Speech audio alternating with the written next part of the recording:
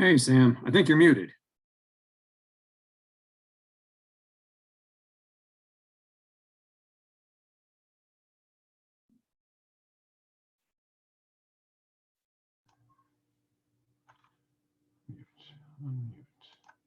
Oh, I think I hear you. I think that sounds good. Oh, you can hear me now? Yeah. Okay, good, good. I'm getting the hang of this thing slowly. Lots of practice. Get lots of practice. Yeah. Did you receive the PowerPoint? Okay. Sure did, and I've got it queued up here. What I'll do as soon as we're ready to have you start presenting is I'll just end up projecting it via the Zoom meeting, and I'll just flip from slide to slide as you tell me to do so. Okay, perfect. Okay. I think it'll be really interesting for everyone. Yeah, no, I think folks are going to enjoy this one. Is this when you presented at SABR 46? That was just on the Marlins, right? Yeah, the original AAA Marlins. Yeah. This will be going back to the old Florida International League. Cool. Yeah, I'm looking forward to it. That's a unique, crazy league.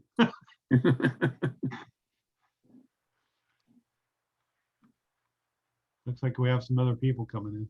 Yep.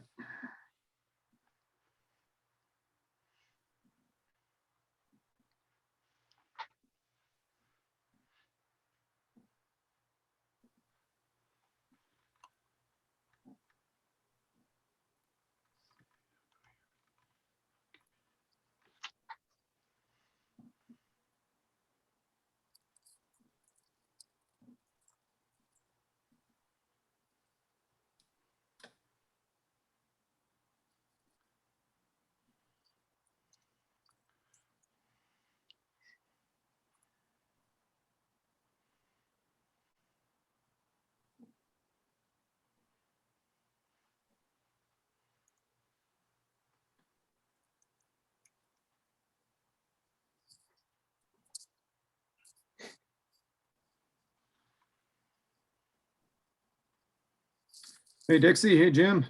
Hello.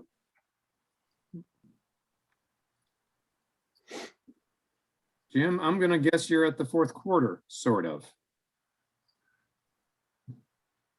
I think you're on mute, man.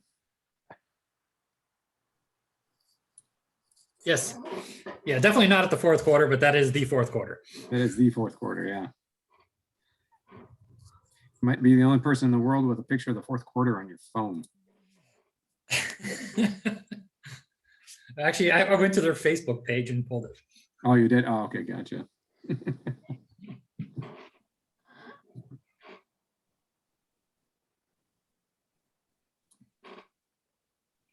Hi, Bob. How are you? Very well, thank you. Glad you could make it. Thank you. Bob, Sorry, did you get my Cy Young story? I did. I have not read it yet. I'm working my way through some other business documents of the 19th century, but Okay, I suspect it's going to be fine, but I'll get to it this week. okay. Just wanted to make sure it arrived. It did. Yeah. Hey, Kent. Hi, Matt. Hello, everybody. Howdy, how are you?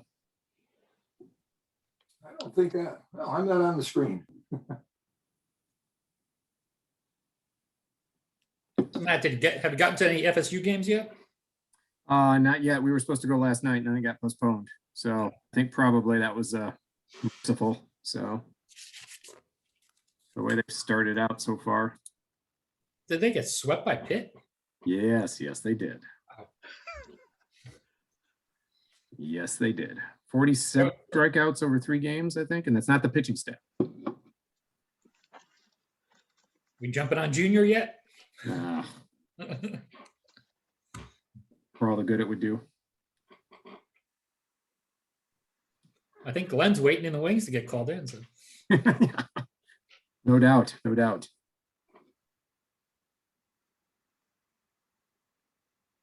Huh?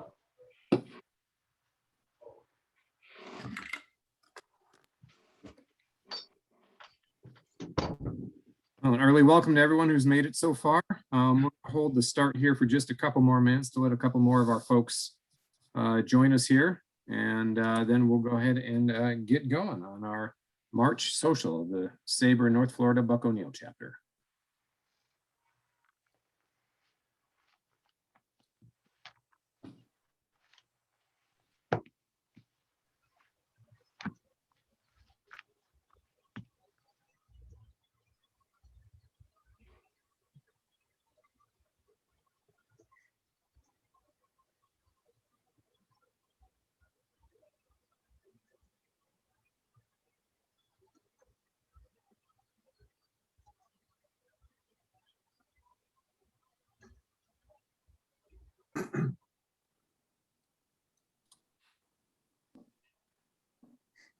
Howdy, Glenn.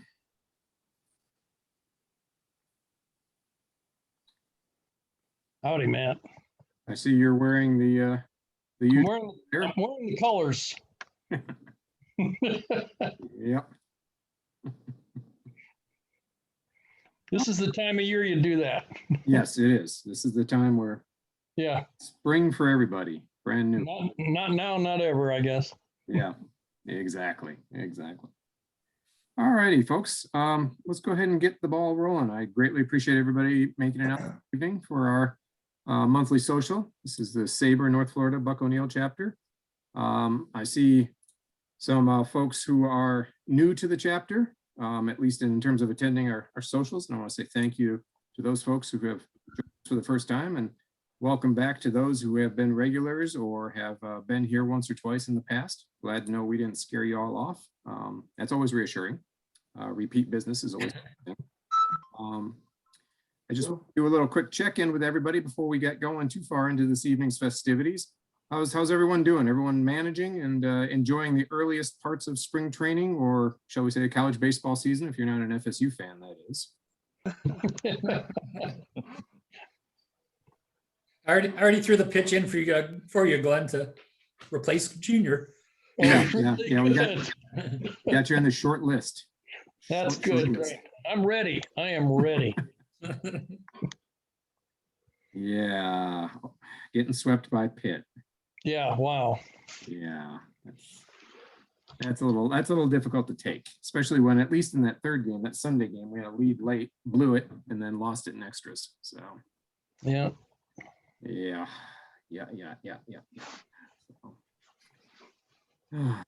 Yeah.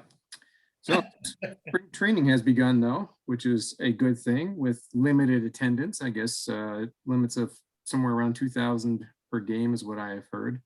Anybody with any early observations, very early observations on the spring training exhibition season? Yeah, I go every year on my birthday, which is in 2 weeks or 3 weeks, and can't get tickets. Oh, Every game, every place I looked is sold out. not just in Port St. Lucie, because of course, Warren, you're a Mets fan, but Exactly. places, But other yeah, I places. mean, as well? I looked in Lakeland. I looked over on the West Coast. Yeah. I got to figure with only 2,000 seats at most, they're probably just, season ticket holders get the first, and Yeah. there's probably crumbs for everybody else. Yeah. If you go to Yeah, like- StubHub, I saw for first of all, I couldn't buy just one ticket, Right. 'cause I'm gonna sneak out of work to do it. Yeah. And I mean, they're not cheap. They're not cheap. In fact, I saw for the Cardinals who are playing the Mets that day, they're only selling parking passes, and those are $50. Damn. Oh, man. Whoa. That's on StubHub. Oh, Whoa. You want to pay, you got to pay a premium. Wow. Yeah, and if you go this early, you might get to see maybe 5 innings. Yeah, exactly. and it's a scrimmage because they're like pulling pitchers and stopping innings, and it's bringing pitchers back in the next inning. It's Yeah, I saw they did that with the Orioles. Yeah. But Yeah. the Twins had an inning where they had guys on base. The pitcher used up his allotment for that inning, and they said, "Okay, we're done this inning." Yeah. Yeah. Dave, did I see you raise your hand there? Yeah, I kind of scanned, I haven't been following the ball games very well yet, but I didn't understand that rule. Something about 23 pitches. And then you can pull the pitcher or say, that's it, we're off. Yeah. Right. I wonder, Yeah. seems like if you had a rally going and the guy that you were hitting against got up to his 23rd pitch, they could say, "Oh, got the That's bases what- loaded. Goodbye." That's Yes, why that's the exactly Orioles, what- the Orioles had their pitcher. He hit a limit, and then we still want him to hit another limit, so we'll bring him back next inning after Yeah. they pull. I personally find that absolutely ridiculous, but that's just me. Yeah, I had this conversation with a friend, it was yesterday. And we talked about it, and sports are changing and all. As long as it stays in spring training, I think. Oh, I'm yeah. okay Oh, with yeah, it. yeah. If my gosh, if it when it somehow made it into the regular season, I'd have No way. I would still have a problem like you're talking about paying $50 for parking. that You're, part. essentially, a lot of you're problem. essentially seeing a scrimmage though. If these guys are just playing 7 innings and they're loosey with the rules, I at least want to see them play. Exactly. Yeah. I mean, Yeah. I get it. It's a scrimmage. It's spring training. You know what? Oh, am I happy about it? No, but I can accept it. The price of the game, though, to see, you're expecting to see 7 or at least. least 7 innings, Yeah. if not 9. And at the end of 5, they're going, we've had enough today. Right. Yeah. That would upset me. Yep. Yeah. The Red Sox manager did exactly the same thing yesterday. The pitcher was out there with guys on base, and there was 1 out maybe, and he came to the 22nd pitch, and Cora said, "That's it for the inning," and everybody left, and then the same pitcher came back the next inning and got 3 outs. Yeah. Oh, good. It's a hard one. It's just a hard one to figure out. But like I said, it's spring training. I guess I can accept. I don't like it. I can accept it, but it's just a scrimmage, I guess. Probably wouldn't be so bad if they gave you I don't know what the ticket prices are. I haven't gone to a spring training game in a number of years, but I mean, if they're charging you quite a bit of money for a ticket, that just seems to be unreasonable. Yeah, A way to maybe alienate fans rather than get more. Dave, it's like going. I mean, you sit out. I was looking in Lakeland because that's pretty close to the closest to where I live. You got West Palm. $65 to sit in the to sit on the berm. Crazy. I wouldn't pay that for spring training. Yeah, no, it's not where you don't know who you're going to see. Exactly. That's true. That's the other thing. Bad enough the regular season. Yeah. Whew. Nope. Nope. Yeah. That's the problem. And yet people are paying it, and those seats, like you said, they're gone, or season ticket holders have scooped them up, whatever. And is that just a sign that people are that desperate? They're that desperate to see baseball that they paid that kind of money for a spring training game with all those kinds of weird rules and lack of guarantees about who you're going to see, how long the game's going to last. Does the pitcher stand for even an inning? I mean, that's Not to mention a lineup, Matt, of guys you never heard of. yeah. And that's, Yeah. I mean, That's every spring training. Though. yeah. If you love minor leaguers, or if you're into Yeah. that sort of thing, the dynasty Your team. baseball thing, yeah, it's cool. But wow, man, wow. Yeah, I didn't look to see what's going on in Arizona, but I wonder what the ticket prices are out there, because this is a little That's a good obscene. question. But I guess they're trying to make up for all the money they lost last year. Well, and if people are paying it, I mean, Yeah, That's it. They'll Yeah. charge what the market can bear. exactly. They're so close together out there, though, it's probably more competitive for the ticket prices. 'Cause you can go across the street and see another 2 teams play, basically. Yeah.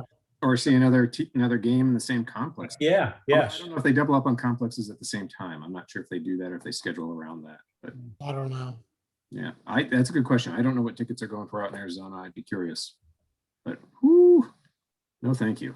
$60 for berms for maybe 5 Yeah. minutes. Yeah. For $65, they throw in a couple of hot dogs and a beer on the house. Yeah, probably That'll be not. another 30. Yeah. Add 30 to that. Don't forget about Yeah, the 'cause- cost of the 50. Yeah, it's not. Yeah, spring training prices on concessions are not cheap, and probably prepackaged. I think that's what at least the Tigers are doing, is that due to COVID, everything is prepackaged. There's no grill with the hot dogs cooking or anything like that. Yeah. So Oh, right. Yeah. So, Well, the supply is so limited when, I was watching a game at Steinbrenner Field there at Legends, and they only let 3,000 people in. oh, they did 3,000. Okay.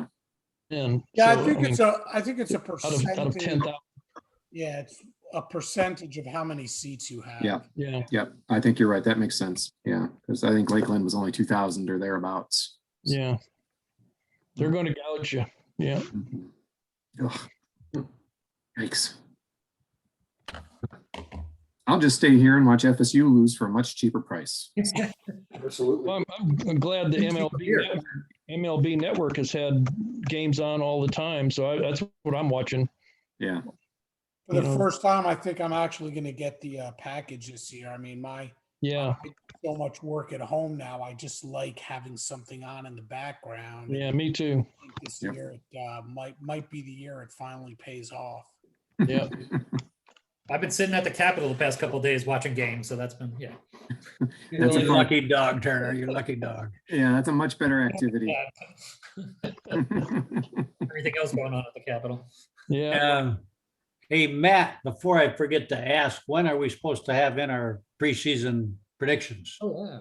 Oh, good point. Good point. Chuck hasn't been able to join us, so there hasn't been that kind of motivation. Our preseason, our prognostications for the 2021 season are going to be due by the end of the month when the season starts. I'll send out an email. Let me do that. Make note, and I'll send out the email and the spreadsheet so everyone can get the picks in. For those who aren't aware of it, we have a tradition here in the North Florida Buck O'Neill chapter of every year, whoever amongst the group is interested in doing so can join in. There's no money involved. It's all about bragging rights. Show them your trophy, big guy. Trophies in the other room. I'll go get it.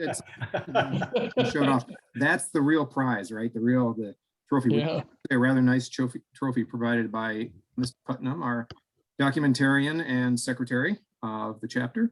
Very kindly. It is a very nice trophy, and it is a nice little bit of bragging you get to hold over your fellow steam heads if you prognosticate correctly and make the most number of correct picks as to who makes the postseason. It's kind of a complicated formula that I'm not going to go into this evening because I don't want to lose people to nap time or anything like that.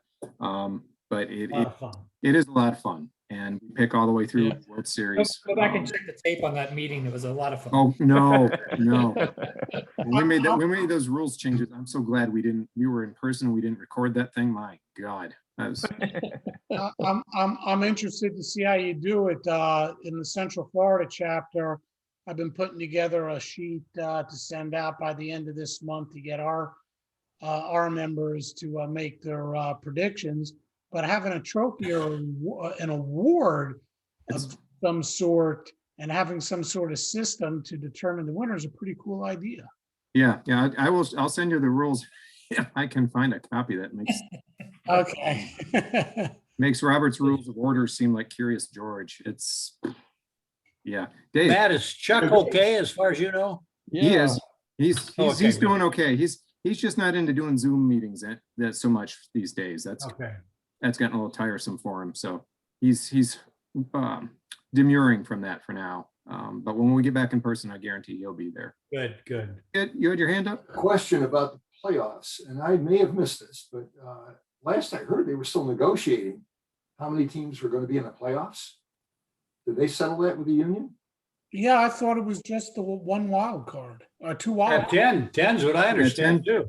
I think what they've done is they've gone back to what was in the collective bargaining agreement that's currently active, which is 10 teams total, 5 in each.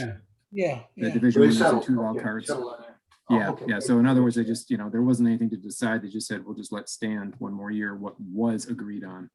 Okay. 2020 was the exception. It's next year. Somehow there was a tie bar between dropping not dropping, but adding the designated hitter to the National League. It seemed to be tie barred with the playoffs. Yeah, that was all political. How can they not agree on something? Anyway. 162 games, an awful long season, they'll have half the field in. Yeah. I think going back to what they had already in the basic agreement, as far as the DH, as far as the playoff structure, I think is where things stand right now, and I don't think they're going to visit any of that now. I don't hear anything at least about that these days. I think that's kind of a settled matter, but They have the new collective bargaining agreement to negotiate this coming off season between 21 and 22. And then the uncertainty about the finances that have carried over from COVID and everything else, and the animosity that might exist between the players union and the owners. God knows what we're going to be facing in the offseason next year. So I think this year, enjoy what we can get. Yeah. Who knows? Who knows? That old mayor's GM certainly helped the, didn't he? Oh, yeah, But it is. Geez. those comments were, that was unwise. That was, to say the least, unwise on his part. And That's very kind, Matt. we're recording this meeting, so I'm being very difficult. Yeah, that was some I don't know if the guy was just trying to play to his audience and be He had to been drinking. humorous. He had to been. Either that or he's a total fool. Yeah, I mean, he had too many because it was a breakfast meeting with the local Rotarians, I think, in Seattle, or something like that. It was a local organization, and he It was. was a Zoom meeting too, right? So it was What's being that? recorded. It was Say something, again? he knew it was being recorded. Yeah, and yet, I don't. Yeah. But it was hard. It was probably the worst kept secret on the planet. Well, I they mean, said- it was so obvious it was going Well, on. nobody knew about it until they posted it. And it was like, it wasn't posted that day. It was like a few days later. Yeah, several days later, actually. I think it was sometime, a good bit of time that lapsed, more than you would expect in this day and The age. reporter stumbled across it or something, but Yeah, it's. Well, yeah, and so he leaves the rest of the front office, the players, and everyone else to address it as he resigns rather quickly after it becoming public, and his apology falling even flatter than his speech. So, yeah, there you go. That was very interesting. It was kind of, I especially feel bad for the players who were either mentioned directly or indirectly in his speech, having to address those issues as they're Oh, spring training, and the focus is on, hey, we're actually in spring training, and hey, we're going to have game, hey, we're going to have some fans, and then they got to address that stuff, and it's like, wow. well, not only intemperate, Matt, it was racist. Yes. Oh yeah. Yeah. It was downright ugly, and it was. Yeah. And the Mariners were last year the team that had the most African Americans on their active roster. They had, I believe, upwards of 10. And Asian players.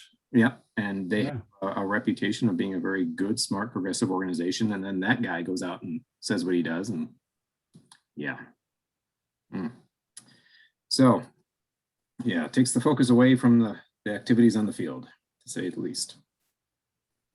But yeah, I will get and answer your original question back when they're, Brent, I will get the picks, the spreadsheet out to the members for the 2021 picks prognostications for the playoffs very soon.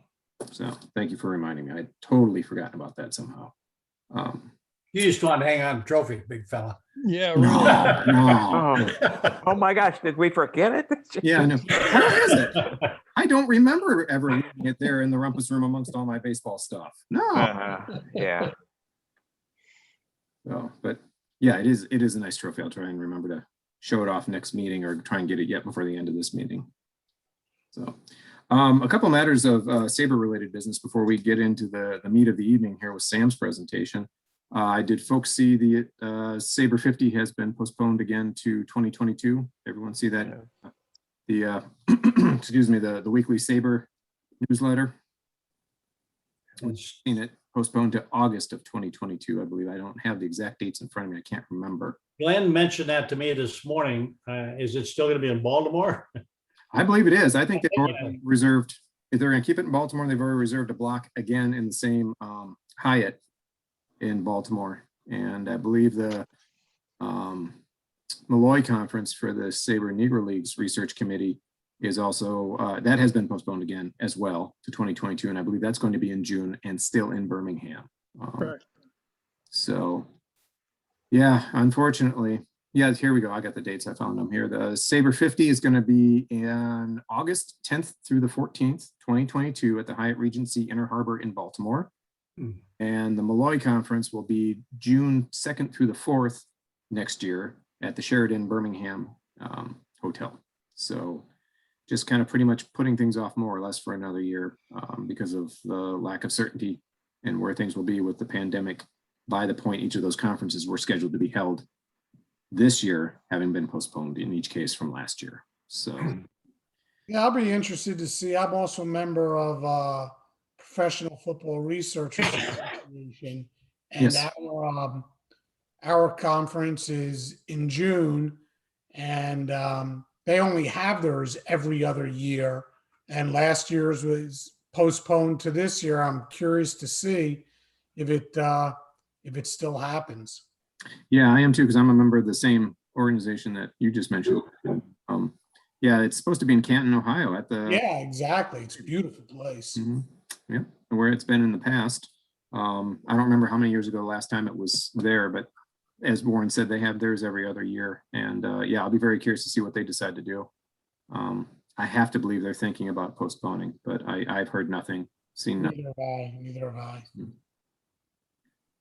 They don't have as many members. I'm a member too. But I don't think they have anywhere near the number of members that SABR has. So No, their membership is a sliver of what SABR has in terms of active members. Yeah, and they don't do nearly as much as SABR.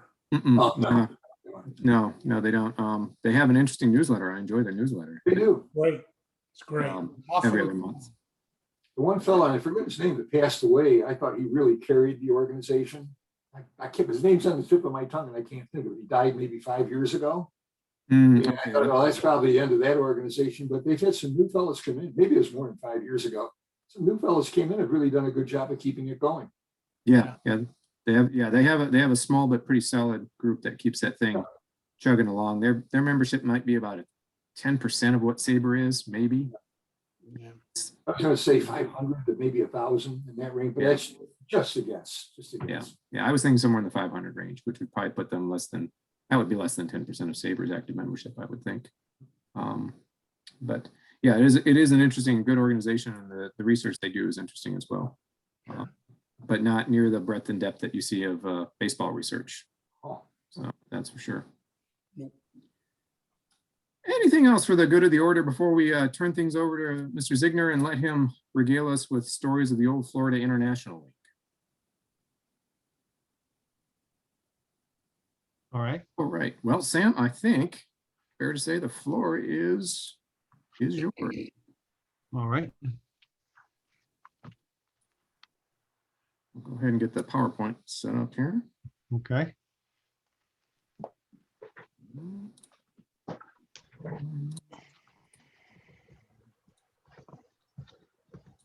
And all right, is everybody able to see the screen there? There it is. Great. Nice. Okay. Good deal. All right. Well, first, thanks to the North Florida chapter and Matt for inviting me to share with you one of the most interesting, though short-lived leagues in Florida, the Florida International League. We're going to go back in time to 1942 to start out with. It's the waning days of the Florida East Coast League. I'm going to primarily have more focus on the Sun Sox / Taurus and Miami Beach Flamingos as I do my presentation. But as everyone knows, World War II is raging, and the league basically, like many minor leagues around the country, go into hibernation. And the league folded very early in the season. But by September of 1945, representatives from the old Florida East Coast League cities get together under the leadership of Max Rosenfeld, a very important figure in Miami history. Max was a player manager for the old Miami Beach Flamingos in the Florida East Coast League. And Max had been also a major leaguer at one point with the Brooklyn Dodgers, played 3 seasons back in the early mid-30s. And basically, he was very motivational and had a lot to do with the Miami Beach Flamingos and their existence.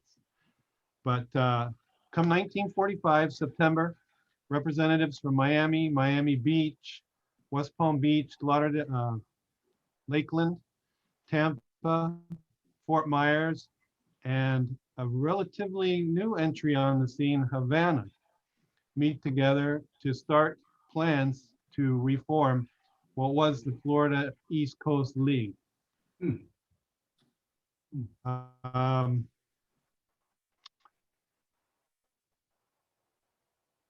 the key to the success of this league, and even most of the ownership that attended the meeting, the league, and their acceptance. Now, the National Association, which was the head of the minor leagues, had never approved a team from a foreign-speaking country to be involved in the minor leagues, entry into the league. In fact, Tom Spicola Jr., who owned the Tampa Smokers, basically said, I'm not going to join the league unless Tampa comes in because of the natural rivalry with a large Cuban population in Tampa. It was obviously going to boost his attendance and improve his success. So from the original meeting, 6 teams, Fort Myers didn't survive. And by December of that same year, the National Association approved Havana coming into the league as a Class C league. Formerly, the Florida East Coast League was a Class D league. Now, there were some stipulations when Havana came into the league that made it very interesting. First of all, Havana agreed to pay 25% of the team's visiting expenses, or for 17 men from each particular team to fly to and from Havana on chartered flights. Okay, this had never been done in any minor league before, and you have to keep in mind that this is a Class C league. So this was really a high class, first class type of arrangement for the teams in the league. And interviewing several players as I had a few years ago, it was a treat to go to Havana. That's across the board. Everybody loved to go to Havana. Now, the league had rules as far as what teams could do as far as players. Each team could have 3 high-level players or players with big league experience. And you'll find over the history of the league, there were several players who actually had once played in the big leagues or that were on their way to the big leagues going up. And you'll see some of those players as we go along. Also, you could have 4 players with 1-year experience, and the remainder of your roster would be consisting of rookies. Now, this would really come into play a little later, and I'm going to touch on that shortly. Let's go to the next slide. Oh, before, just want to mention, you see Max Rosenfeld was at the bottom of the slide. I didn't mention there, Paul Wainer. He signed on with the White Sox as manager, but he also bought a percentage of the club ownership. And he brought a lot of credibility as Miami came back into the league. They were in the Florida East Coast League before, but to have Paul Wainer come in just 1 year after finishing his major league career was quite a feather in Miami's cap, so to speak. Okay. We'll go to the next slide. There you see him on the top. This is a photo of a actual Pan Am Worldways passenger manifest. This is from July of 1946. And in the second group of players, if you go past the top group, there's a group of 7 players. At the top of that list is a catcher by the name of Emilio Cabrera. That's my father-in-law. And he traveled with the Palm Beach Indians to Havana. He was from Havana. And one of the great things about this league and made it distinctive that made it stand out is there was quite a few Cuban players within the league. All right. We'll go. The league started, next frame. The league started play in 1946, and here you see an example of one of the charter flights. This is the 1946 Miami Beach Flamingos, and who opened the season in Havana at Stadium Cerveza Tropical. Approximately 16 to 20,000 fans attended the opening game. It was a big deal for Havana to come into the league. That first game, Havana won. They beat the Flamingos 5-4. And in fact, early on in the season, the Cuban team basically was beating everybody. And this is where the issue, where I pointed out earlier, where the players would come in to play. The owners and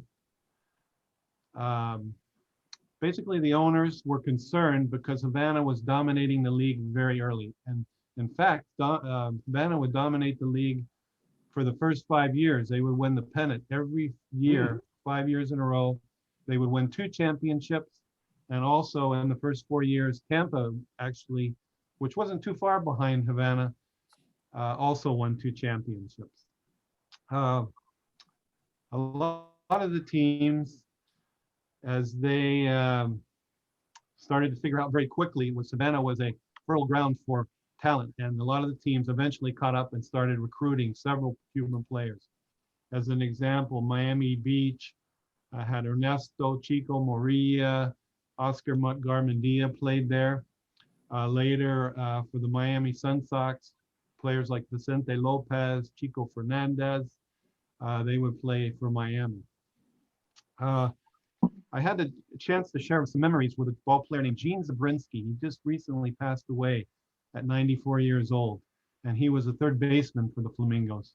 And he told me about his experience with going to Havana. And he said that everything was first class. They stayed at the first class hotels. They had a chance to fly, which they didn't playing in any other minor league city in their careers. And he told me when they were greeted at the airport, they got a less than welcome from the fans who would pound on their bus as they drove to the stadium. But he said the excitement in the crowd when you went to Cerveza Stadium Tropical. So there would be the banging of drums, whistles blowing, horns blowing. And he said that you could just see a cloud of smoke hanging over the stadium from the cigar smoke and the smell of rum. But he said that they treated them the same whenever they went to Havana. So it was really a special experience that he remembered, and I had the opportunity to share that with him. Let's go to the next slide. So early on, the first 3 years, the Florida International League was a Class C league. Miami and Miami Beach had some mixed results. And I'm going to put on my Miami tourist hat now, because the Sun Sox changed their name for 2 seasons to the Tourists.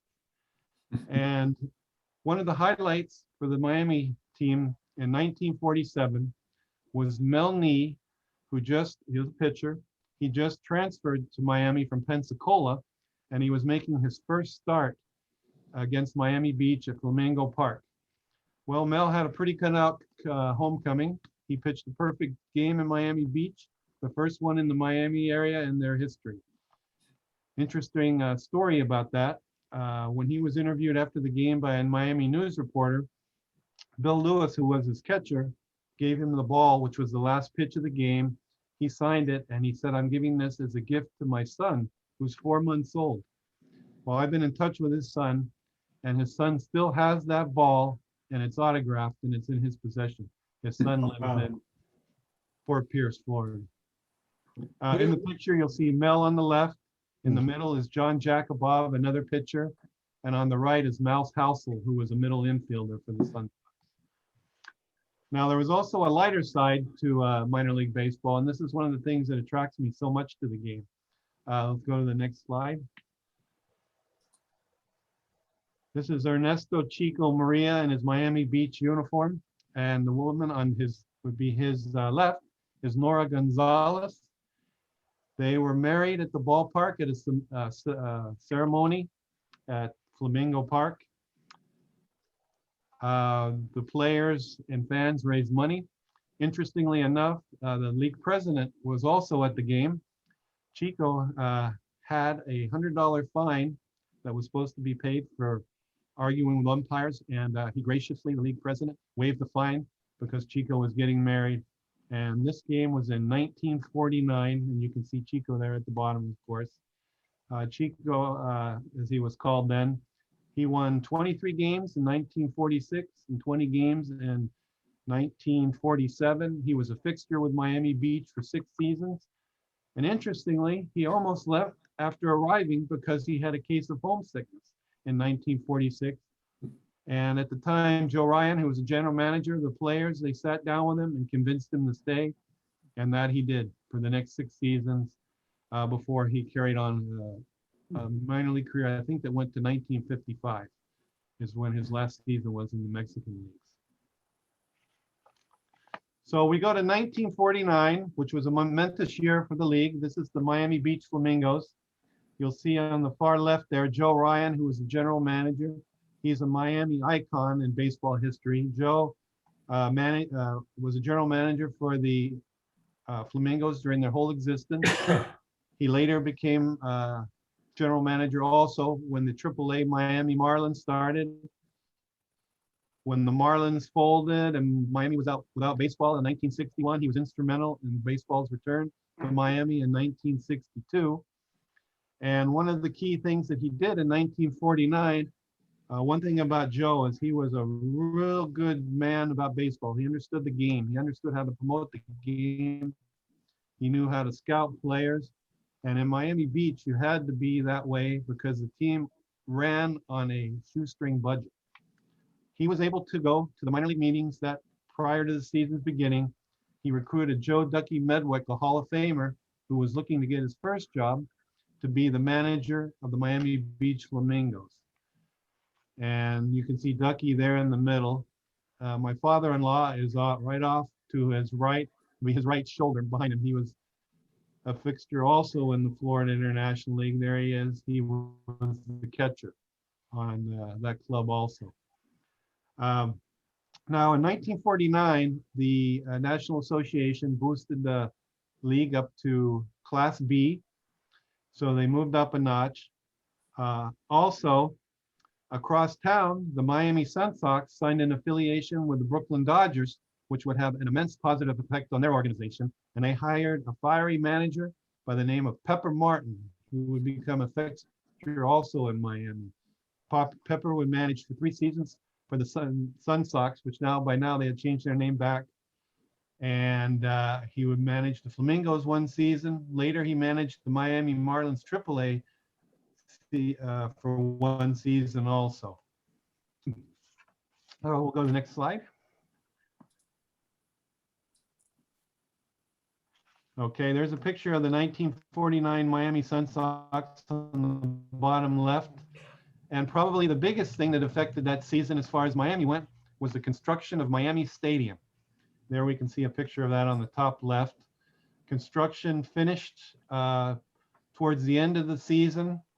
There was a lot of mystery surrounding the stadium on who had built it and basically what was the situation with Miami Stadium. It was built on the corner of Northwest 23rd Street and 10th Avenue at a cost of approximately $1.4 million.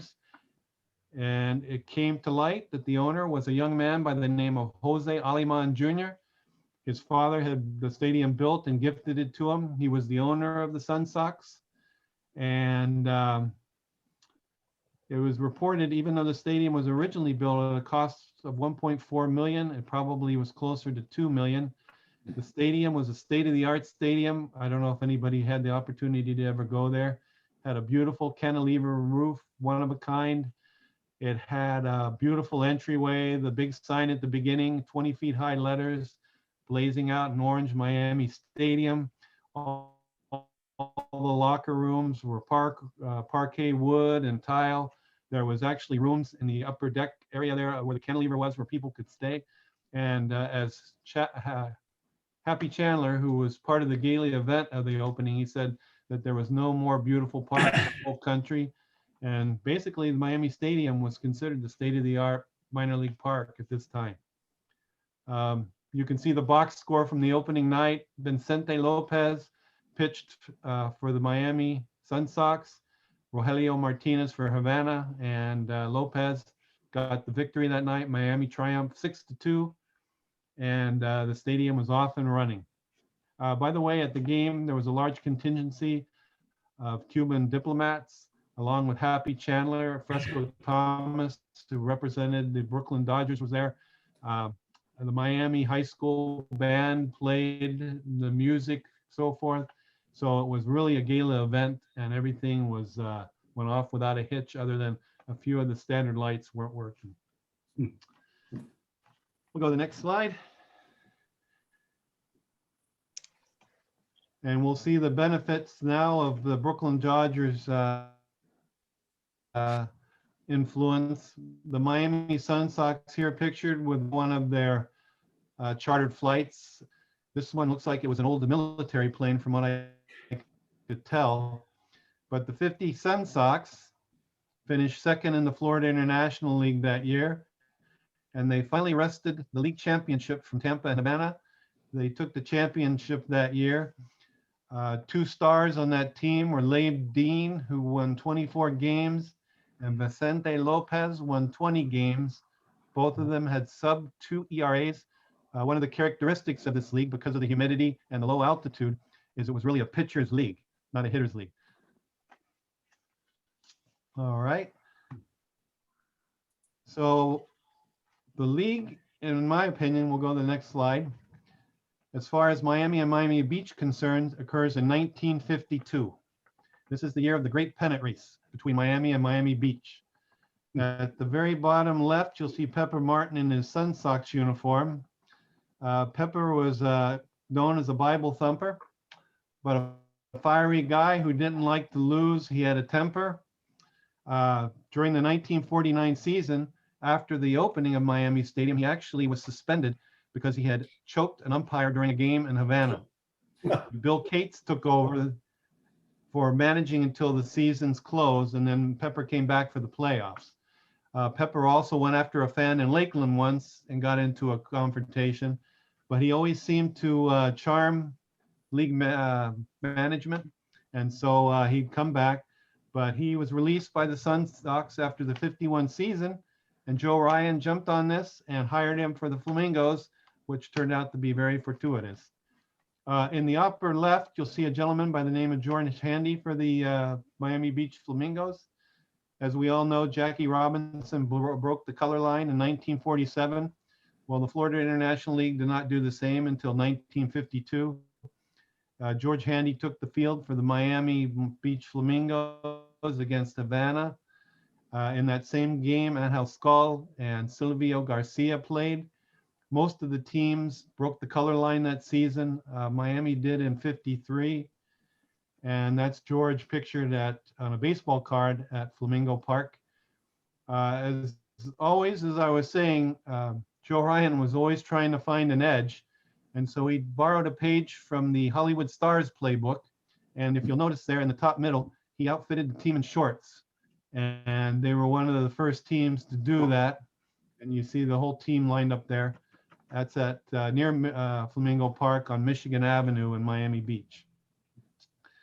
Now, the pennant race came down to a very interesting situation that occurred on a game late in the season. The Flamingos and Sun Sox were playing, and Joe Ryan sent a notice to the office that he was activated for the International League, and Nobby had been on suspension and he was going to play that evening. All right. Well, the league rules are that you have to present by wire, I think it was done in those days, when a new player would be activated, and it had to be in by a certain time. So Nobby was activated. Joe sent in the wire. They played the game. Miami Beach won, and he checked with the offices of the Florida National League, and they discovered that they did not receive the notification until after the time that was allotted. Filed a protest on the game. The league officials looked it over, and they overturned Miami Beach's win and gave it to the Sun Sox. Joe Ryan was so upset about this that he was going to quit. He said, you know, this is a bad thing for the team. I'm sorry, this should have never happened. He argued with the office that he actually had sent the notification in time, but the office said no, that wasn't the case. But the players and management, his people that worked in the front office, pleaded with him, and he did stay with the team. The pennant race came down to the last day of the season, and I'm giving you kind of the condensed form. Miami had one game against, I believe it was St. Petersburg, and Miami Beach had a doubleheader. The Flamingos swept the doubleheader, but sadly for the Flamingos, the Sun Sox won their game. and won the pennant by 1 game. Had the league office not ruled as they did, Miami Beach Flamingos would have been the pennant winner. By the way, the Sun Sox, if you ever go to the top 100 minor league teams in history, they're in the top 100. Had that game been different, it would have been the Flamingos on that website. So what happened? They got to the championship. It went to 7 games, and you can see the Sun Sox celebrating there. They were led by a couple of pitchers that I want to mention, Billy Harris, and I don't have Gil Torres' picture, a knuckleballer. Harris was a hard-throwing right-hander. And both of them won over 20 games. They were dominant. Just to mention, Pepper Martin did things a little different. He had a rotation of where he used about 7 or 8 different guys during the season. He had a pitcher by the name of Charles Morant that went 15-1, and he had a famous Negro League pitcher also on the Flamingos by the name of Dave Barnhill from the Miami area. Dave had originally pitched for the Miami Ethiopians and the Miami Giants, and he had also played in the Negro Leagues for the Black Yankees. Well, by this time, by 1953, the league was in pretty financial straits. The original excitement of the league had died off. Attendance was dropping, and we'll go to the next slide. The Flamingos actually closed up shop and moved to Fort Lauderdale. The team that was in Fort Lauderdale, who had moved to Key West the previous season, even though they had been successful in Key West, were not accepted in the league. And here you see Nobby Need, Pepper Martin, with a lot of the same players from the Miami Beach Flamingos. He won the championship that would have been Miami Beach's in '53, but he did it in Fort Lauderdale instead. To the other side of him is Doc Alexson. Alexson was very instrumental in a young player coming to Miami by the name of Maury Wills. Maury was transferred from the Brooklyn Dodgers organization from Pueblo in the Western League. He didn't get along with his manager, but he thought very, very highly of Doc. Doc mentored him along with another ball player, Clyde Paris, who had also played in the Negro Leagues. And they also had another player from Cuba named Asdrubal Barro, who came on, and they had a big part. And a lot of people don't know that Maury played in Miami. He played there, came during the '53 season, played the last 2/3 of the season, and was one of their better players. And basically by this time, the league started the '54 season. Teams started dropping out. Miami dropped out. The players combined. They came back from Fort Lauderdale. The team that moved to Fort Lauderdale came back to Miami Beach. They eventually formed a team called the Greater Miami Beach Flamingos, or Greater Miami Flamingos. But the league was in trouble by then. It got down to like 3 or 4 teams. And before the season ended, they shut down. And that was basically the end of the Florida International League. Go to the next slide. I just wanted to show you some pictures so you can get an idea. Yep. Where the Sun Sox and Flamingos. Well, let's see. Let's go to the next slide. There we go. From 46 to 48 and partially into 49, most of 49, the Sun Sox played at Miami Field, which, as you can see from the slide next to it, butted up against the Orange Bowl.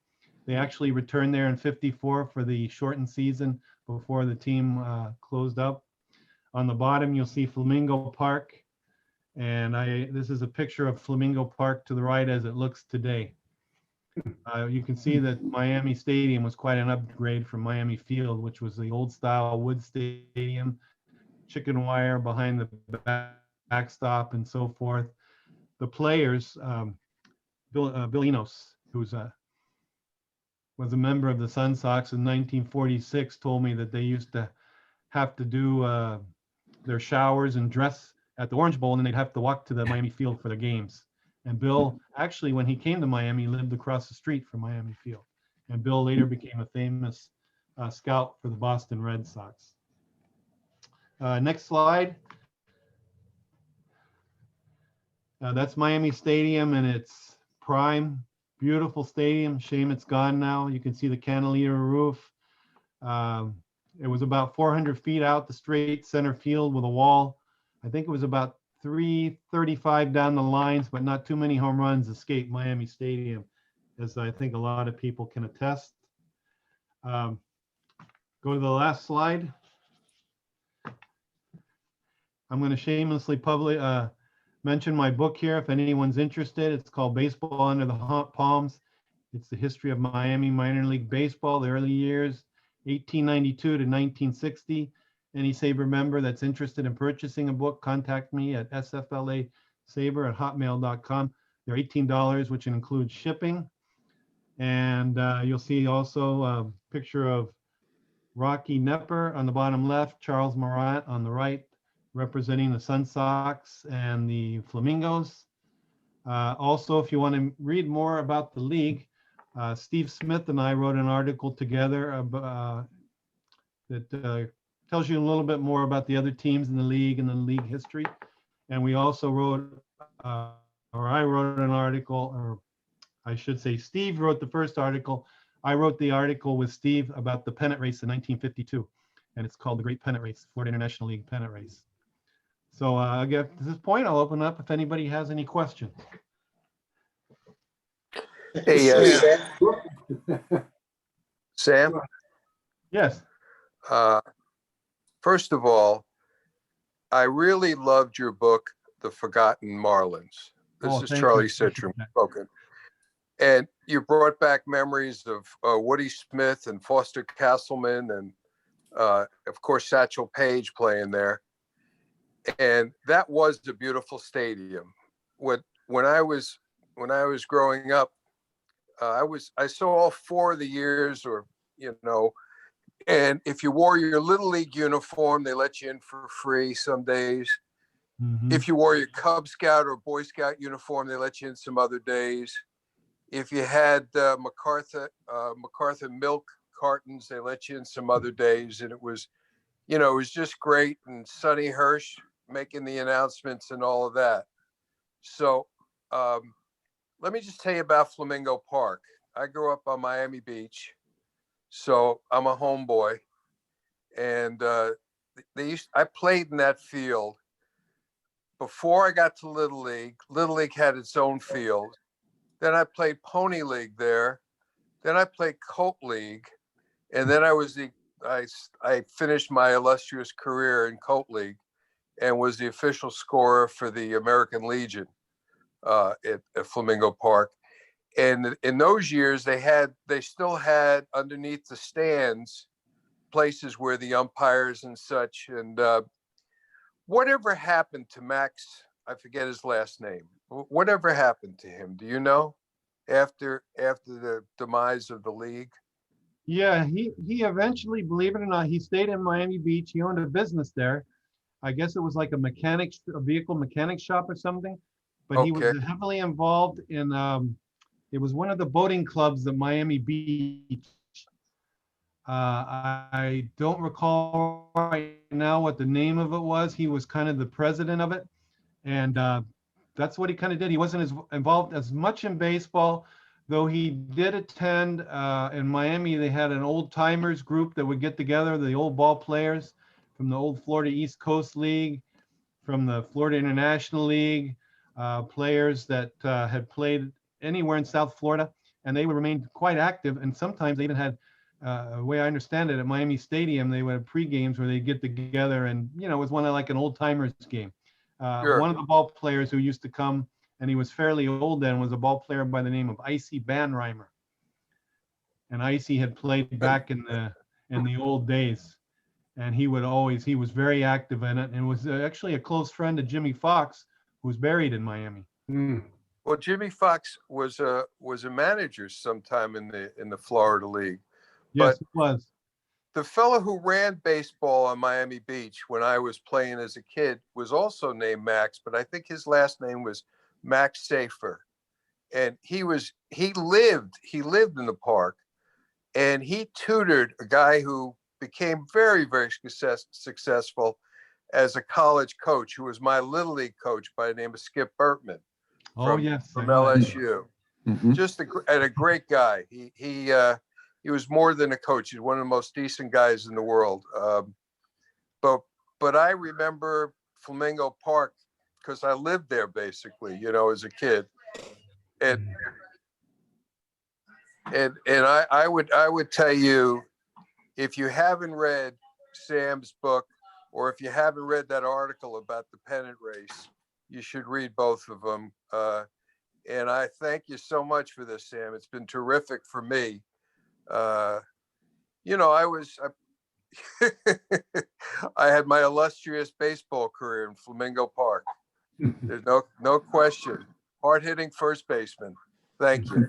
Well, thank you, Charles. I appreciate that. You know, one of the things that I most enjoyed about riding baseball in the Palms was I got to do it with my wife. My wife and I did it together. And it's really special to me because to have a wife that appreciates and loves baseball as much as I do, I'm really, really blessed. Sam, I've got a question for you with the connection with the Cuban players at that time and a little later, but is Camilo Pasqual, does he still live in Miami as far as you know? Yes, he does. He does. He's got to be into his 80s pretty well too, doesn't he? Yeah, he lives over in the Westchester area. I've met Camilo a few times, and also his brother, who passed away a few years ago, also lived not far from him. They called him Potato Pasqual. I think to this day, I hold out. I saw him pitch several times with the Twins. And I think he had the best curveball I've ever seen. Oh, yes. And I've heard that from a lot of people. And yeah, he did. And he had a very underrated career because when I talked to Camilo, he said, if I had pitched with the Yankees, I might have been in the Hall of Fame because I would have got some run support. So he had a tough time with the Senators.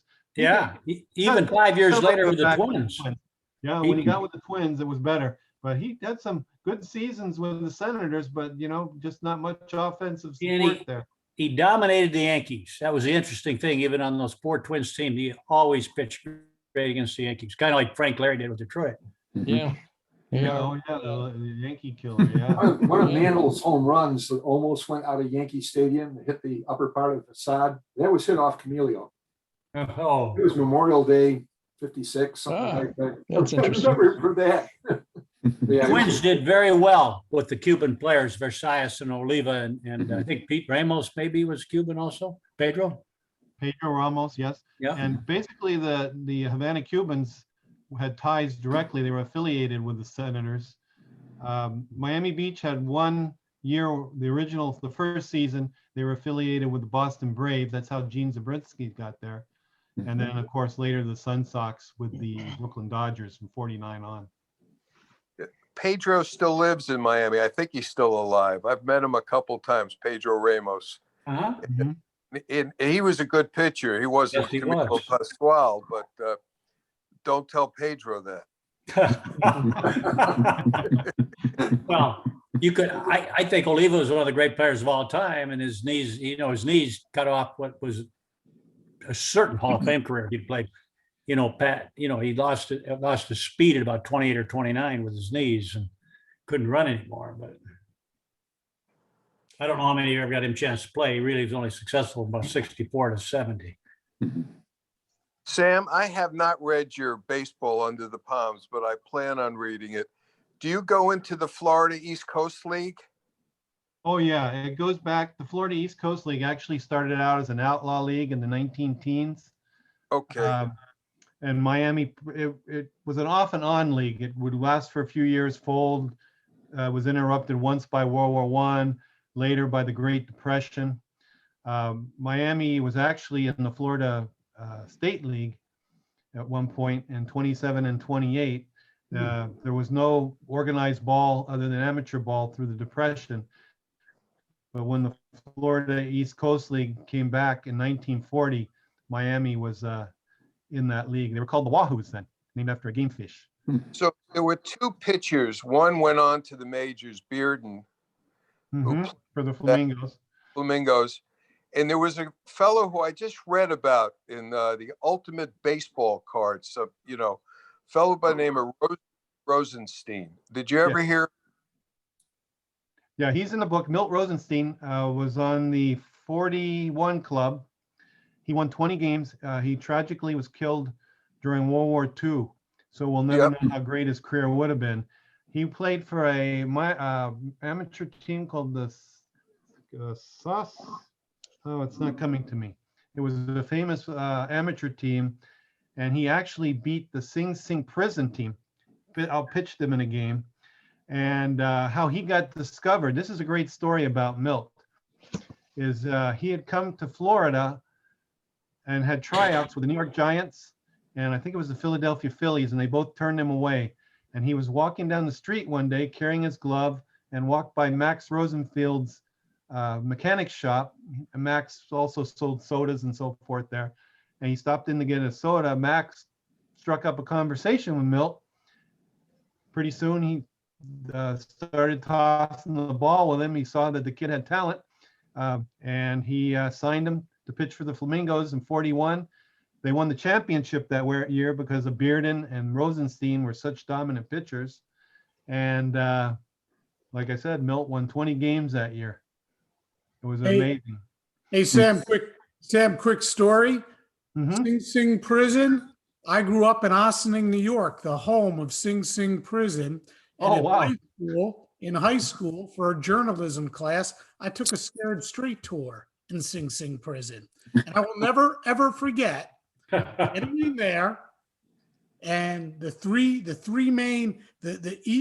leader of each of the three big gangs, they were the ones that showed us around. And I'll never forget this as long as I live. My name was 81 OS 86, sir. And these walls are 20 feet high, 20 feet deep, and 6 feet thick. And if we don't want to let you out, you're not going anyplace. That's a great story. Hey, Sam, Yes. what was the history of the Cuban players? Did they start coming over and playing for any of the Florida League teams at all, or did they pretty much stay in Havana? How did that work? Well, some players did come over earlier than the Florida International League. In fact, if you go back to the Miami Hustlers in the 20s, there was players playing in that league from Cuba. Not as extensive as when the Florida International League came around, because once Havana came in and these people all discovered what a hotbed of talent this was, it didn't take long for, Miami Beach to bring players in, Tampa. Later, I didn't mention, but the league expanded to 8 teams when Fort Lauderdale and St. Petersburg came in. But every team eventually had Cuban players on it, and the league, as it went along, got a little more balanced. So yes, there was Cuban players going back in time, but not as much as when the league started, the Florida International League. Yeah, I can remember one player specifically that played for Miami with the last name of Caceres, who was a star for Miami back in the day. Sam, kind of a follow-up question there from Lou. He was wondering, who were the owners of the Havana Cubans?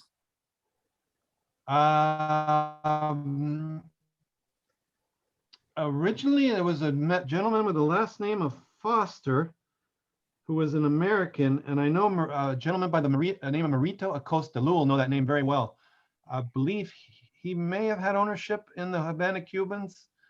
I'm not 100% clear on who the ownership was, but Foster had connections with the Washington Senators or Nationals, whatever they were called then. And but Marito Acosta was kind of the force between the Havana Cubans getting as far as in the International League, and I believe that he did have some role in the ownership.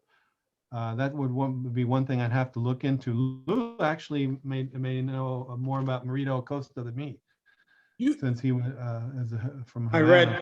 I read, Sam, that later on, at least, it was Clark Griffith and Joe Cambria that had the biggest ownership stakes in the Havana Cubans.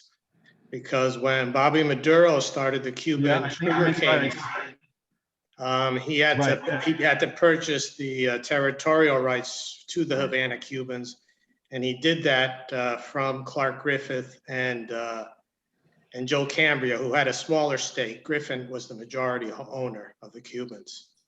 So at least during the mid-50s, that was the ownership group. And didn't the Havana Cubans and the Florida internationally, it kind of set the stage for them to go eventually to AAA internationally, right? Right, in 54, correct. Yeah, they went to 54 and then they took off from there. Thank you. And Lou, if I might, that is a cover of your book over your left shoulder, is it not there that I see in the background behind you? Oh, yes, thank you. Bobby Maduro and the Havana Sugar Kings? Right. the Cuban Fascinating Sugar topic. Kings. That's a fascinating topic. Thank you.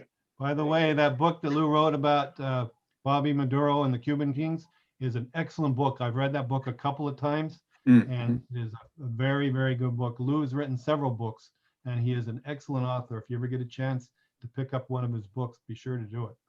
Thank you, Sam. Why did attendance drop off so significantly? Yeah. Sam, did you get that question? Basically, what happened is TV started to come into vogue. I'm sorry? No, I was just wondering if you heard the question. Your picture Hello? froze on my screen, and I thought for a second that you might have dropped. Yeah, he's got a bad connection. Yeah, it's. Oh, no, I didn't see it. I have the very best connection, but basically the advent of television where people could stay home and watch games, other options of entertainment came to people that was accessible. And probably the league hit its peak in 49 after that. By the way, minor league baseball, by 1949, coming out of the heels of 1946 and as it went, in 1949, over 400 cities and towns had a minor league baseball team. Wow. Anything from big cities to little Class D towns of 3,000 or 4,000 people had a minor league team. But that all quickly tailed off once television came along and other distractions, and people just sometimes they didn't want to travel to the ballparks anymore. It's very sad, and that was basically what led to the demise of the league.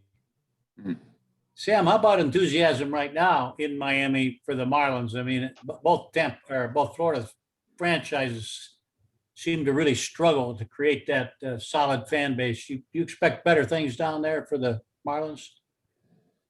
It's a nice ballpark. It's a beautiful ballpark. Let me just say, we're not going to have any trouble with social distancing at the games. I think that actually they'll improve this year.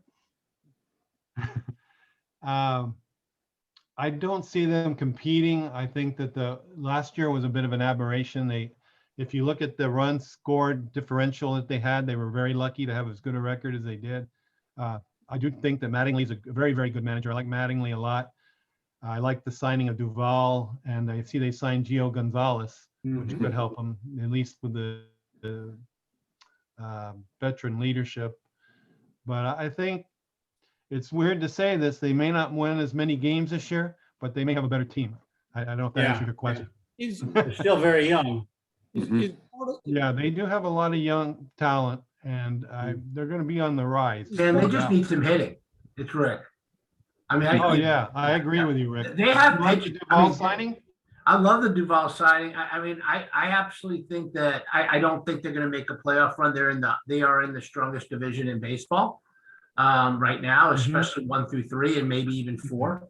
The Braves and the Mets and the Phillies and the Nats. I mean, depending on how things shake up, that's a really strong foursome. Yes, it is. But their young pitching is scary. We saw, Alcantara, Sandy last year just rise to the level of a number 1. Sixto, kudos. I mean, his talent is limitless, and they got a bunch of other. They did what they had to do. They had to really just clear the decks and build up draft picks, and they did that. And they've been drafting a lot better. I think I've been a season ticket holder since '93. I haven't done anything yet this year. I think I'll probably go to some games. it's more of a vaccine issue than anything else. But, I think, I agree that Don's a great manager. I think he's the right one for this. I think they're building the right way. Yeah, just South Florida has an issue with team sports. Even the Dolphins, when they're great, they have to be really, really great to draw. The Hurricanes can have great teams. They can't. So, Sam, and Rick, is it part of the issue with getting people? I know like the issues in Tampa are ridiculous. The stadium's it's just so far away. It's not in Tampa. It's 45 minutes on the other side of Tampa. But isn't the issue, one of the big issues with Miami, access? Like there's not a lot of parking and no. Oh, I've always heard that. No, you got a big parking tower right next to it. You've got two big parking towers. I mean, I think the issue is they shouldn't have moved the park to where they moved it. I mean, I think the fact was when it was on, you could not continue to play in, I guess it's now Hard Rock Stadium because they keep changing the name of it because it wasn't configured for baseball.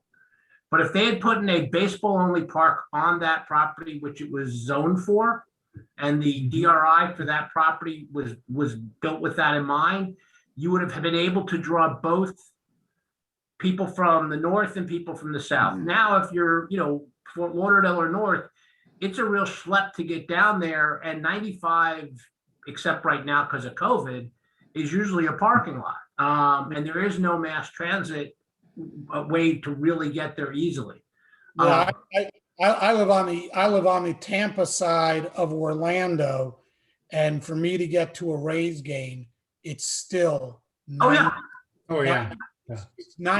miles from where I live to where Tampa, to where the Rays play, and it's less than 45 miles for me to get to Tampa. So I get it, but if someone's coming down from Palm Beach, it's the same distance, and if for weeknight games, it's a very difficult issue. But that being said, I mean, look, it is a beautiful stadium. It's smaller for a reason. The sight lines are amazing. The comforts are amazing. Oh yeah, it's great. The seats are built like modern seats. I grew up in the Northeast and I went to law school in Boston. So I lived in Shea Stadium growing up, and then I lived at Fenway for law school, and lived in Fulton County when I was in college. This is probably one of the nicest baseball parks to watch a game in by far. And there have been some amazing ones built. It's always 72 degrees. Yeah, but even when they open the roof, it's just different. And they started doing more of that. It will be a function. South Florida, I think even more differently than Central Florida, is a very fair weather type of population when it comes to team sports. It's just, it doesn't draw. I mean, you even look at our college sports, Miami doesn't draw. Whereas Gainesville, Tallahassee, Gainesville, FSU in Florida, they draw. Central Florida and South Florida draw better than UM at times. And it's not for lack of talent. It's just, there's so many things that you can do. I think it's just Florida in general. And, we'll see if you can, for long term, I hope so, you can support two baseball teams in the state. The population is there, and, and the product, hell, I give all the credit to the Rays other than their stadium. I mean, how they continue to do what they do in terms of putting competitive teams on the field year after year after year. I mean, it's amazing. Andrew Friedman, when he went to LA, must have just been like, kid in a candy shop because he had money to play with. And we saw what happened with that finally last year. Talent's there. It's just, you got to figure out, it's not like, there's just too many things to do all the time, unlike other communities where their teams are just, they live and die by them. We've never had that. So we'll see. But Sam's books are amazing. I've got both of them. I've read them both. It's great that he's the president of our chapter. Oh, thank you, Rick. I appreciate that. Thank you so much. I'll give you guys, Miami guys, a little hope on the Diaz kid that they picked up in the trade of the Twins a year ago. I saw him play just once in Pensacola, and I thought, I was looking at McGriff or Delgado. He is rangy. He's a great defensive player, and he hit one probably 450 feet that night, hit another triple off the top of the fence. Now, one game I went away so impressed with him. And about 3 days later, he got traded to the Marlins. And I think, well, maybe they know what's going on there. So it'd be interesting to see if he can make it. I think, look, you look at what they traded. They got whatever they needed out of Sergio. The Twins needed Romo. I love Romo. I mean, the guy's going to play forever. He just signed with Oakland. But, you know, they got a nice piece for him, and they didn't need him last year. And, you know, it worked out for him. Yeah. Hey, Rick, Yep. this is Dixie up in Boston. I guess we have a couple things in common since I live a mile away from Fenway and you've been to Fenway a couple times, it seems. At least. Were you at the last game of the season in 2013, the no-hitter? No, I went to law school from 84 to 87. I was at all 3 games of the playoffs in Boston in 86 against California, and I was at all 3 series games in 86 against my Mets. That was back at the time that you could actually get tickets at Fenway, and they didn't sell out every game. And I spent a lot of frozen evenings in the bleachers. I was at Clemens' first 20 strikeout game against Seattle before Seattle traded Dave Henderson that same year to the Sox. And I was there for Derek Lowe's no-hitter in 2003. It was a Saturday because Pedro, we went 2 games. Pedro pitched Friday night. It was 39 degrees at Fenway. And then the Saturday afternoon game, which I think may have been a game of the week, Lowe threw his Okay, I had season tickets at Fenway from 1988 to 2017. Wow. Great But part. I did see in Marlins Park, no hitter on the last Oh, day. that game I was at, sure. Okay.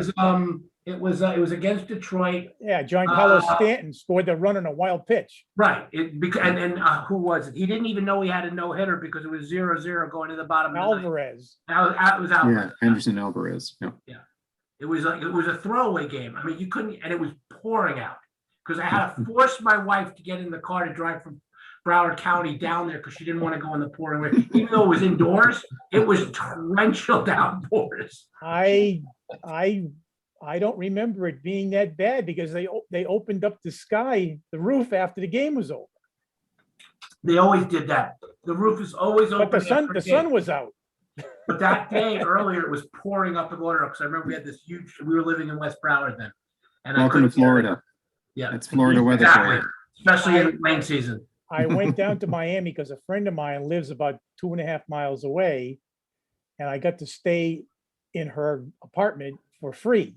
But because I was there, I went to 4 games, and I saw the Marlins win the last 4 games of that season, and then we went back in 2013 to see the first 2 games. So I saw the Marlins win 6 games in a row and live 1,200 miles away. Yeah. Jeter should You better let ownership know. Yeah, I think Jeter should fly him down. There's no question about it. My friend who allowed us to use her apartment to stay, and then she even gave us her car to wander around South Beach and everything. But I paid her back because if you remember 2013, Red Sox were in the World Series. It was the marathon year. It was the Boston Marathon bombing. That's right. But anyway, in October, when the Red Sox were entrenched and going to the World Series, I called the lady up who allowed us to stay in her apartment. And I said, okay, I've got the ticket because I had season tickets. I said, if you want to go, you got to fly up. She did. I got to ask you, Boston Red Sox fans, in view of the 3 World Series they won in 14 years, and David Ortiz, centerpiece of all them, is he the greatest Sox player of all time, including Williams? Well, you'd have to find a Red Sox fan to ask that question of. I was going to ask you whether or not you think Ortiz belongs in the Hall. I don't think he's the greatest Red Sox. Well, Ted Williams, He's the most popular. He is that's the a most different popular. issue. He's the most popular. Ted Williams. He's we only didn't that get 5 of the best seasons in Williams' career. he's So only that far away from Williams in the minds of the people who are alive now. Williams they're not good. They don't remember Williams. I mean, No. Williams' career ended in 1960 with a home run. That's Yeah. right. Yeah, he's one of the great hitters of all That's time. 61 years ago. And Ortiz is probably one of the great clutch hitters of all time. Yep. All of that's true. And he will be remembered forever, especially with the bombing and everything and what he did and what he said for that team. Yes, he will.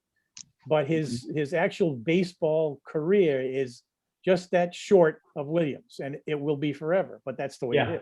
And I know that, guys, but I just have to ask the question because of kind of the parameters of the two, one being, hostile, I guess, a bit despite his great talent, and the other one being such a great fan favorite up there. Yeah, I think Well, Ortiz makes it 500 something home runs. He's going to make it. But Warren, you don't think the PEDs come into play with him? I don't think so. He's I don't up think this so. year. Is he? One, is he a first ballot? But two, he's up this year.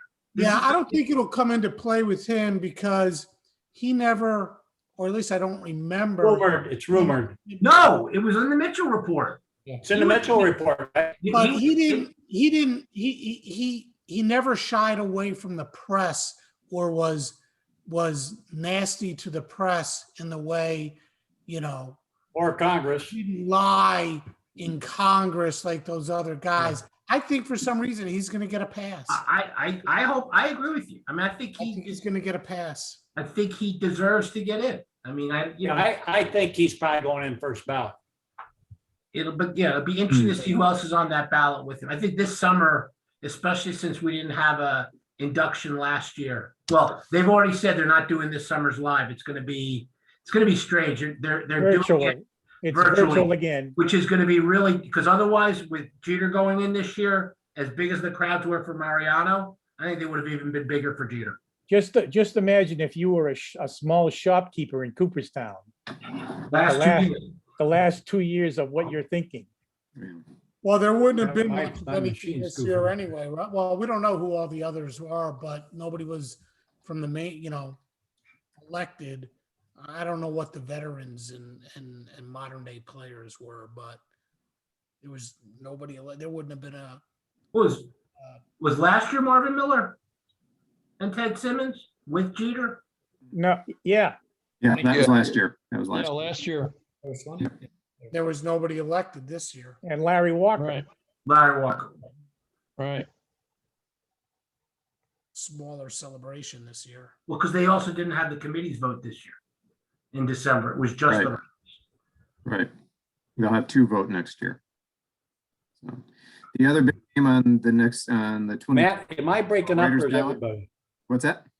I'm curious, am I the only one we're getting a lot of breakups here? Is that happening all across the board or just on my end? It's kind of breaking up on my end. Is it? Okay. How's that sound? Better. Sounds good. Right now, Okay. I can't hear you. Okay, I think we're starting to get some spottiness on certain endpoints here. Very briefly, next year's Baseball Writers Association of America ballot, is the other big name is A-Rod. So Ortiz and A-Rod are the big names. A-Rod's not getting it. That'll be interesting. Well, the other thing is it's the last year that Clemens and Bonds are on the ballot. And Schilling, if he remains on the ballot, presumably he will. Yeah. Yeah, he's not getting That that. remains to be seen. So What can't I missed that? What? Oh, I think Schilling's got a chance in hell. But see, He doesn't help himself, I'll tell you that. No. What he said after his career should not matter. I agree. I still don't think he's a Hall of Famer. I mean, is he either he is or he isn't? If he got 70-something% of the vote, which is where he was 2 years ago, I mean, you want to talk clutch? mhm. I'll point to 2004 and I'll point to 2001. World Series. I mean, you talk about clutch pitchers. He was that. Yep. So No, I personally, I don't like the guy one bit, but he is a Hall of Fame baseball player. And I agree. that's what it is by and large, although there is the character clause and then we can get into that discussion, but it's his statistics, Well, his performance. Okay, so we have Kennesaw Mountain Landis, who was about racist. We've got people that did, greenies and amphetamines and everything else. I mean, that character clause could be used any which way but loose. right. Either you're gonna just do cancel culture, which I don't agree with, and take everybody out of the hall, Yeah, You shouldn't be, Yeah, or that's- Cap Anson, we had a Right. color barrier because of Cap Anson. So you either get rid of all of it, which they're not going to do, and I don't think they should do, or you look at it in its time. Yeah. And, Schilling, these issues didn't come up until well after Schilling was out of baseball. And never That's came true. up with him not being a teammate. I mean, his team, Yeah.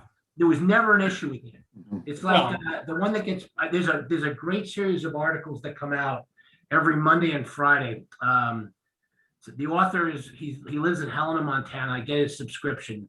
It's like, and he's done this lengthy series on Dick Allen and why Dick Allen should be in the Hall, which I agree with from his time period. The misinformation about Dick Allen being, not a team player and just not there. But that's it's a perception. And he also played in an era that, it wasn't his 60s, era. Yeah, right, tougher. Yeah. How about a little round of applause for Sam and his presentation? absolutely. Thank you. Absolutely. Sam, that was excellent. Thank you. I Well, you're greatly welcome. appreciate it. Pleasure. I look Another forward to that. fascinating time. I just was wondering how Glenn was dealing with all that Boston Red Sox talk. Oh, I don't dislike the Boston Red Sox. I mean, they're fine. They're a good competitor, especially this year. Oh, come on. Glenn's being very Don't- politic Don't you there. mean last year? Yeah, really. Yeah. It's cyclical. If you look at the first 2 decades of the 20th century, the Sox won 5 World Series, or won the pennant. They won in 12, 15, 16, and 18, 4 World Series. And they would have won in 04 if Giants had actually played them. And I think they won in 03. So they won 5. Same thing. They've won 4 out of the first, 4 in the first 2 decades of this century. Took 100 years between the two, but Yeah. Are you telling me I'm gonna have to put up with the Yankees again for the rest of this century? Yeah, who knows? Yeah. they still have money, so Yeah. As long as we got money, you're gonna put up for this. gentlemen, I have a radio show to do on Saturday. And I have a whole bunch of trivia questions that I'm going to sprinkle through the show. I have one in particular that I asked a group last night on the Sacramento chapter Zoom meeting. Mhm. I'm only going to ask you one question just to see how it flies. Remember the 1960 World Series, Pittsburgh and New York. Game 7. Yeah. Yep. How many people struck out in that 10-9 game? Oh. Mm. The low number, I'll bet, right? Ooh, Actually, for the first 6 games, I think 69 runs were scored and there were 66 strikeouts. But what happened in the last game? So there were I runs saw for Lou that had, Lou game. had one vote. Lou is correct. There were no strikeouts, Wow. Oh, my gosh. Wow. none. And one of the reasons is probably because Dick Stewart, the leading strikeout guy and also the leading home run hitter for the Pirates, didn't play in games. I'm gonna say he's on the bench. Yeah. That's a great question. Yeah, that's that's a good great. one. Yeah. Different era. Yeah. Wow. But, Freshman in high school. you look at the other 6 games and it was pretty normal. Mhm. A strikeout and a run for each game was about the same. But that last game, for some reason, everybody just made contact. And it was a better game played that way. And it was a combination, absolutely. it was a combination of the first 6 games because you have the Pirates winning a close game like they did 3 other times. And you have the Yankees Yankees blowing scoring a them lot of runs like they did 3 other times. Yeah. Only they What, 3 combined. blowouts. Yeah, that's amazing. Yeah, we had a showing of that remastered 1960 Game 7 that they found in Bing Crosby's wine cellar that was restored. Yeah. Showing of that at a SABR North Florida chapter meeting several years ago. I have the copy, and that was a hell of a lot of fun to watch. That is a fun game to watch. Another crazy thing about that whole series was the fact that one of my favorite guys of all time, Roberto Clemente, had a hit in every game, as he did in the other World Series he played in. So he has a continuing 14-game hitting streak in the World Series. But in that World Series in 1960, though he had a hit in every game, he had 9 singles. Oh, my gosh. Wow. Wow. Wow. I'm still heartbroken over that game 7. I haven't gotten over it yet. It was a big Yankee fan in those days. I would have thought you would have said the 2001 Game 7. That That one was truly a heartbreaker for a Yankee fan. I just had to look it up. So Clemente's number 2 at 14. Hank Bauer's number Number 1, 17. Really? Bauer? Oh, Hank. Wow. And Jeter's got, I think Jeter has 15. And Marquise Grissom has 15. Yeah. And Wildfire Schulte from the Cubs is the left-handed record holder with 12, I think. And Harry Hooper. I think they both have 12 or 13. Great being with you guys. Take care of yourselves. Absolutely. Thank you. Thank you, Thank Charles. you. Out in the field. Thank you for joining us. Gentlemen, Good night. it's been an excellent evening. Thank you very much. Thank you, man. friend. Take care. Thank you, Sam. Once again, excellent. Thanks again, Sam. Great evening. Bravo. Great See you job. next month, fellas. Yep. Y'all take care. Thanks. Bye-bye. Thank you. Bye-bye. Bye. Good night, everyone.